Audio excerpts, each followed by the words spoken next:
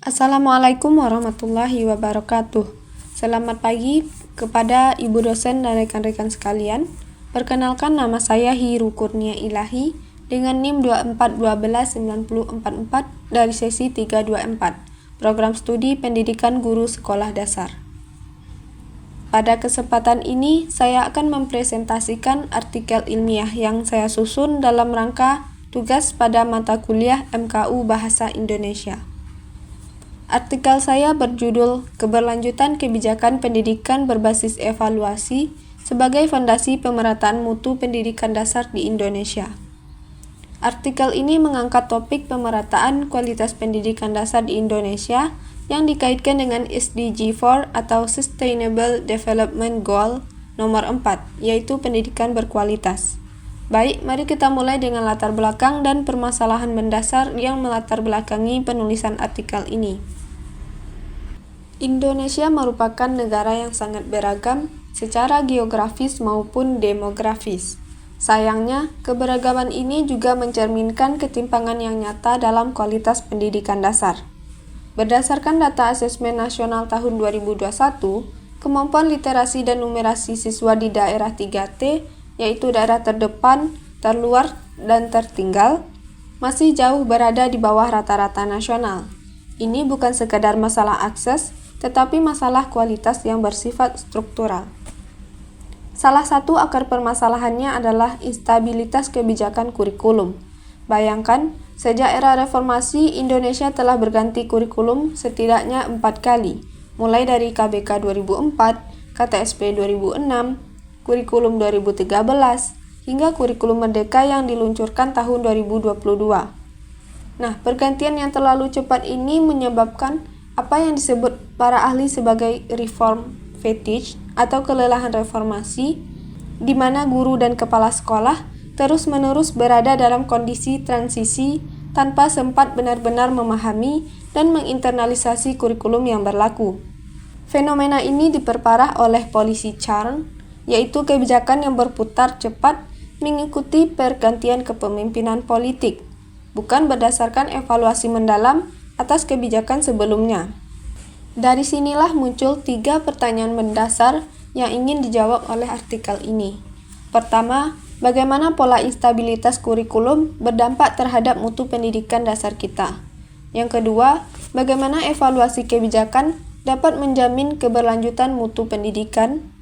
Dan yang ketiga, prinsip-prinsip apa yang harus dipegang agar kebijakan pendidikan kita benar-benar berkelanjutan dan mendukung pencapaian SDG 4. Berdasarkan latar belakang yang telah saya paparkan tadi, artikel ini ditulis dengan 3 tujuan utama.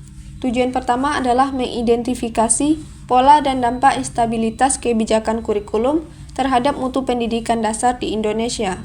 Kita perlu memahami lebih dulu seberapa parah permasalahan ini sebelum mencari solusinya.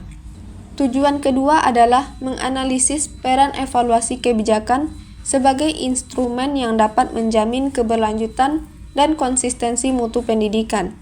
Evaluasi bukan sekedar formalitas, melainkan harus menjadi kompas pengambilan keputusan.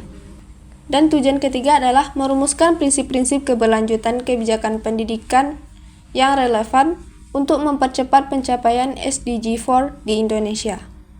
Dengan tercapainya ketiga tujuan ini, artikel saya diharapkan dapat memberikan kontribusi nyata sebagai rujukan bagi para pembuat kebijakan, akademisi, maupun praktisi pendidikan. Mari kita masuk ke inti pembahasan. Pada bagian pertama, saya mengkaji pola dan dampak instabilitas kurikulum di Indonesia.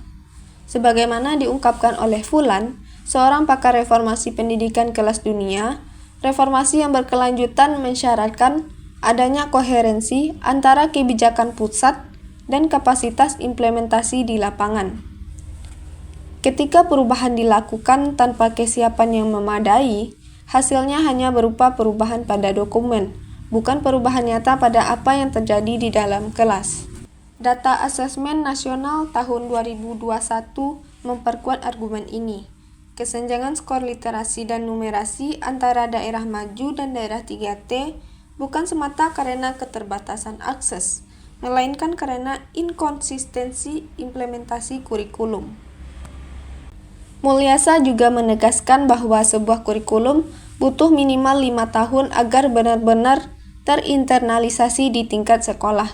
Ironisnya di Indonesia, sebagian besar guru di sekolah terpencil bahkan belum sepenuhnya memahami kurikulum 2013 ketika kurikulum merdeka sudah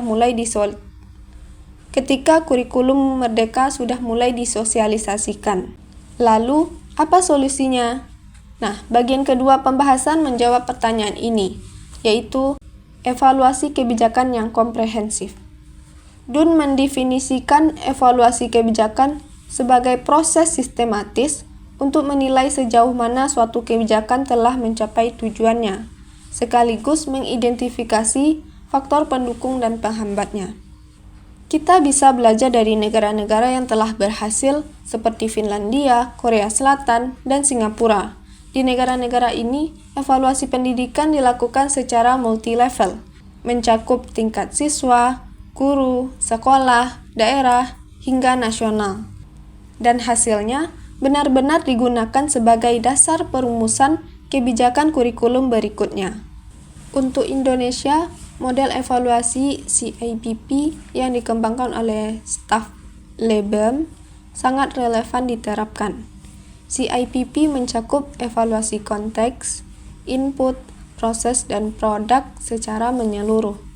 Namun kondisi saat ini masih jauh dari ideal. Data menunjukkan bahwa hanya sekitar 30% dinas pendidikan kabupaten atau kota di Indonesia yang memiliki unit evaluasi yang berfungsi secara reguler. Ini adalah masalah serius yang harus segera diatasi. Bagian ketiga membahas prinsip-prinsip keberlanjutan kebijakan pendidikan yang relevan untuk SDG 4. World Bank mengidentifikasi 5 prinsip utama yang menjadi ciri kebijakan pendidikan yang berkelanjutan. Pertama, kebijakan harus didasarkan pada bukti empiris yang kuat. Kedua, harus ada mekanisme umpan balik yang sistematis dari pelaksana di lapangan. Ketiga, perubahan dilakukan secara inkremental, bukan radikal. Keempat, ada konsensus luas di antara pemangku kepentingan. Dan yang kelima, kapasitas implementasi dibangun secara paralel dengan perumusan kebijakan. Suryanto mengingatkan kita tentang kelemahan mendasar kebijakan pendidikan kita, yaitu terlalu bergantung pada kepemimpinan individu. Ketika seorang pejabat visioner meninggalkan jabatannya, program-program unggulan ikut terhenti. Kita memerlukan sistem yang lebih kuat dari sekadar satu orang pemimpin.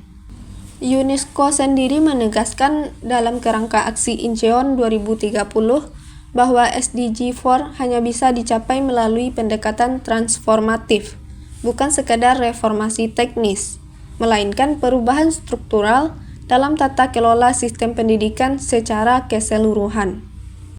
Berdasarkan seluruh analisis yang telah saya lakukan, artikel ini mengusulkan sebuah kerangka konseptual dengan 3 pilar utama. Pilar pertama adalah sistem evaluasi yang komprehensif.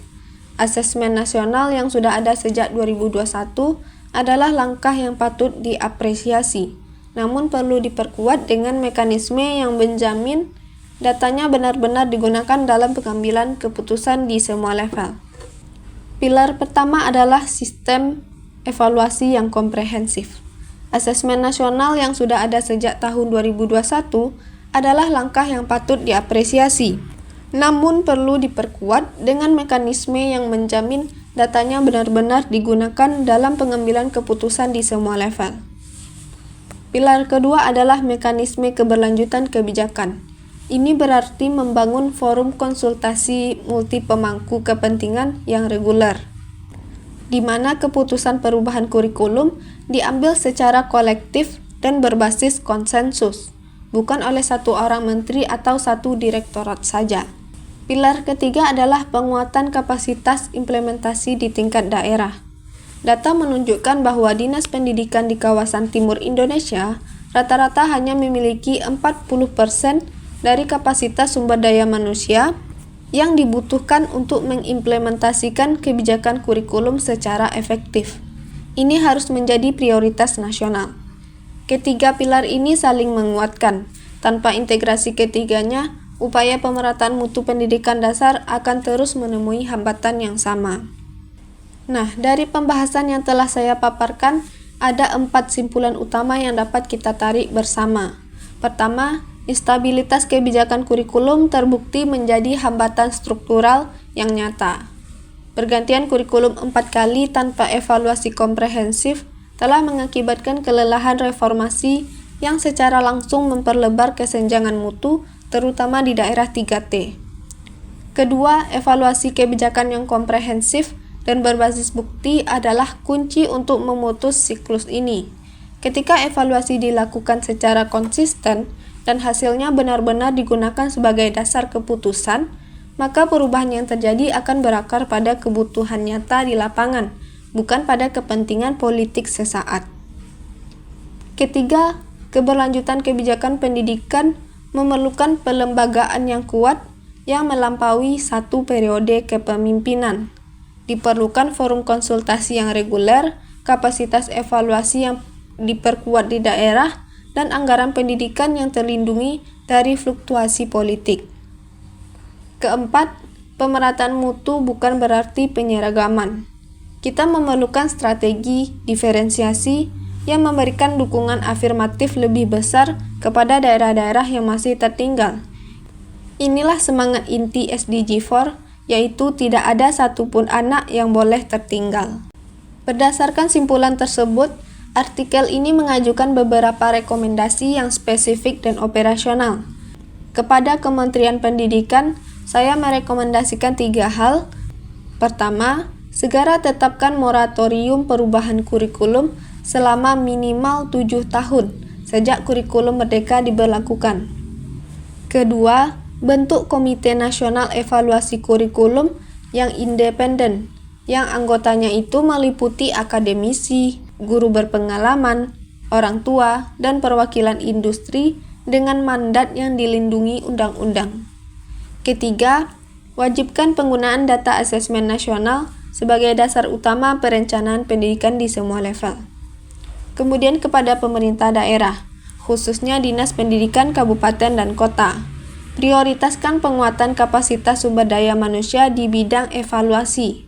Alokasikan anggaran khusus untuk kegiatan evaluasi, dan bangun sistem monitoring berbasis teknologi untuk memantau capaian pembelajaran secara real-time. Selanjutnya kepada perguruan tinggi dan lembaga riset. Perluas agenda penelitian ke dimensi implementasi kebijakan, serta bangun kemitraan nyata dengan Dinas Pendidikan Daerah untuk menghasilkan kajian berbasis bukti yang bisa langsung digunakan. Dan yang terakhir kepada masyarakat sipil serta organisasi profesi guru, perkuat peran sebagai pengawas independen, dan bangun komunitas belajar profesional yang mendorong guru untuk terus merefleksikan dan memperbaiki praktik pembelajaran mereka. Baik, Ibu dosen dan rekan-rekan yang saya hormati, demikianlah presentasi yang dapat saya sampaikan mengenai artikel ilmiah saya yang berjudul Keberlanjutan Kebijakan Pendidikan Berbasis Evaluasi sebagai Fondasi Pemerataan Mutu Pendidikan Dasar di Indonesia. Inti dari seluruh kajian ini adalah satu pesan yang sederhana namun mendasar, yaitu perjalanan menuju SDG 4 masih panjang, tetapi dengan fondasi kebijakan yang kuat, yang berpijak pada evaluasi berbasis bukti dan komitmen keberlanjutan, Indonesia memiliki kapasitas untuk mewujudkan impian pendidikan berkualitas bagi setiap anak dimanapun ia berada. Nah, semoga kajian ini dapat memberikan kontribusi pemikiran yang bermanfaat bagi kita semua. Terima kasih atas perhatian Ibu dosen dan rekan-rekan sekalian. Saya sudahi dengan wassalamualaikum warahmatullahi wabarakatuh.